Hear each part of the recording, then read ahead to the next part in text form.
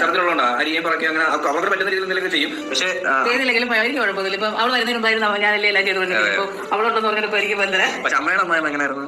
അതൊന്നും പറയട്ടെ, അറിയാത്തവർക്കൊക്കെ അറിയാം. അമ്മ കൂടെ അല്ല എന്നാലും എല്ലാരും അങ്ങനെ ആയിരിക്കും. അമ്മയുടെ അമ്മ എന്റെ അച്ഛമ്മ വീട്ടിലേക്കുമ്പോഴേ നമ്മൾ ഇനിയാം, അല്ലെങ്കിൽ പാത്രമൊക്കെ വീഴുമ്പോഴേ നമ്മൾ ഉടനെ. പിന്നെ ചിലപ്പോൾ നമ്മള് കൊച്ചിനൊക്കെ പാൽ കൊടുത്തോണ്ടൊക്കെ കിടക്കുന്നത് രാത്രിയിലൊക്കെ ചിലപ്പോൾ എനിക്ക് നമ്മളെ സാഹചര്യം എനിക്ക് അറിയാലോ. അതുകൊണ്ട് ആ ഒരു രീതിയിലൊന്നും ഞാൻ മുതലേ അങ്ങോട്ട് വിടത്തില്ല. കാര്യം ചിലപ്പോൾ നമ്മൾ ഉച്ചയ്ക്ക് ഇങ്ങനെ കിടക്കുമ്പോൾ കൊച്ചിനൊക്കെ പാൽ കൊടുത്തൊക്കെ ഉറങ്ങിപ്പോ ചിലപ്പോൾ രാത്രി കൊച്ചുങ്ങൾ കരച്ചിലൊക്കെ ആയിരിക്കും. അതൊന്നും ഇഷ്ടമല്ല അവർക്ക് ഭയങ്കര ഇത്. അപ്പൊ നമ്മള് വീട്ടിൽ പോകാൻ സമ്മതിക്കത്തില്ല. വീട്ടിൽ പോയിട്ട് വന്നാൽ പിന്നെ മിണ്ടത്തില്ല, കയറുക പോയി. പിന്നെ നമ്മളെ അമ്മയൊക്കെ വന്നു കഴിഞ്ഞാൽ നമ്മളൊന്നും സംസാരിക്കാൻ പറ്റത്തില്ല. അങ്ങനെ നമ്മൾ കുറെ കാര്യങ്ങൾ ഇപ്പോഴും മറക്കാത്ത എന്റെ അമ്മായി ചെയ്ത കാര്യങ്ങളൊക്കെ നമുക്ക് അങ്ങനെയുള്ള ഒരുപാട് പേരുണ്ട്. അതുപോലെ ഞാൻ ചിന്തിച്ചൊരു കാര്യമുണ്ട്. എന്റെ വീട്ടിൽ വരുന്ന കൊച്ചുങ്ങൾക്ക് എന്നെ കൊണ്ട് ഞാൻ നമ്മൾ വെക്കുന്ന ആൾക്ക് ചെയ്തു കൊടുക്കും. അച്ഛന്റെ അമ്മയെ പറ്റിയാണ് നമ്മൾ കുറ്റം പറഞ്ഞത്. എന്ന് പറഞ്ഞാൽ നമ്മുടെ പ്രഗ്നൻസ് ആയിട്ടുള്ള ആൾക്കാർ നമ്മൾ പരിഗണന കൊടുക്കണമല്ലോ. വീട്ടിൽ അമ്മ